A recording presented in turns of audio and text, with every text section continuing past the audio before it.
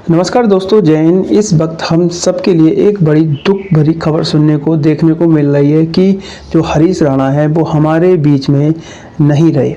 जानना यहाँ पर यह है कि हरीश राणा कौन थे और क्या ऐसी वजह है कि अब वो हमारे लिए, हम सब के लिए न्यूज़ और सुर्खियों में उनकी जो खबर है वो देखने को मिल रही है। तो ख़ास बात यहाँ पर यह है कि जो हरीश राणा है वो इस देश के पहले ऐसे शख्स हैं जिसको इच्छा मृत्यु की जो अनुमति है उनको मिली, और अब 24 मार्च को उनको जो एम्स में भर्ती थे और उनको जो डेथ है वो डिक्लेयर कर दिया गया था।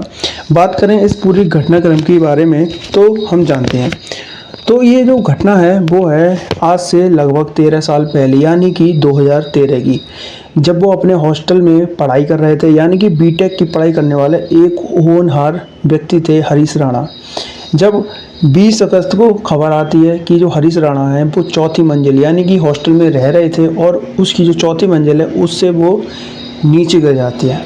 उससे गिरने के बाद उनके सिर में चोट आती है और चोट इस तरीके से आती है कि वो कोमा में चले जाते हैं। उनके पिता भर्ती कराते हैं और उम्मीद लगाते हैं कुछ समय के बाद वो सही हो जाएंगे, लेकिन काफ़ी लंबे समय के बाद लगभग 2022 में लगभग 7 और 2 यानी 9 साल के बाद उन्होंने अपने बेटे की भरपूर सेवा की, यानी कि उन्होंने जितनी भी हो सकती थी उतनी सेवा की थी। शुरू से लेकर लास्ट तक वो बेड पर ही थे, लेकिन उन्होंने 2022 में एक ऐसी याचिका डाली, वो भी सुप्रीम कोर्ट के लिए, जिसमें कहा यह गया था कि हमारा जो बेटा है उसकी हम सेवा तो अच्छे तरीके से कर रहे हैं, लेकिन कुछ ऐसी उम्मीद नहीं है कि शायद ये भविष्य में कभी ठीक भी हो पाए। तो इच्छा मृत्यु के लिए याचिका देने वाले भी ये व्यक्ति थे जिन्होंने इच्छा मृत्यु के लिए, उनके पिता ने ये जो याचिका है वो सुप्रीम कोर्ट में डाली थी।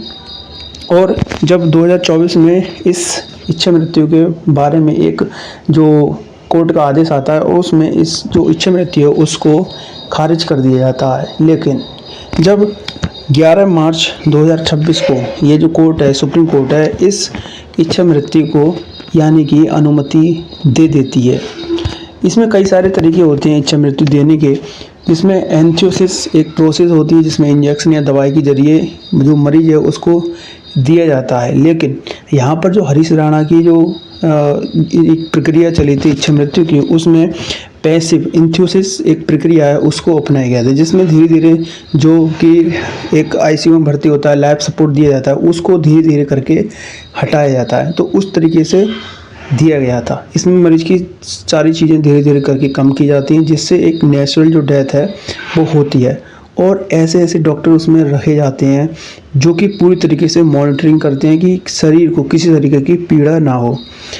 अब उनको 11 मार्च को ये फैसला आता है। उसके बाद में इनको 14 मार्च को एम्स हॉस्पिटल है उसमें हरीश राणा को भर्ती कर दिया जाता है। उसके बाद में कई सारी काउंसलिंग भी होती है, उससे पहले भी जो कि उनके पिता हैं अशोक राणा, उनसे काउंसलिंग भी की जाती है। और उसके बाद में जब 14 मार्च 2026 को उनको एम्स में भर्ती किया जाता है और लगभग 10 दिनों के बाद यानी 24 मार्च को ये जो हरीश राणा है उनको यानी कि डेथ डिक्लेयर कर दिया जाता है। आज है 25 मार्च, आज उनका जो अंतिम संस्कार है वो किया जाएगा। ये मृत्यु एक दुख से राहत है, ये हरीश राणा के लिए भी और उनके फैमिली वालों के लिए भी, क्योंकि फैमिली वाले भी काफ़ी टाइम से परेशान थे, अपने बच्चे को देख रहे थे, एक बच्चा जो उनके सामने है, लेकिन वो उनके लिए कुछ अच्छा नहीं कर पा रहे थे जैसे उनको उम्मीद थी।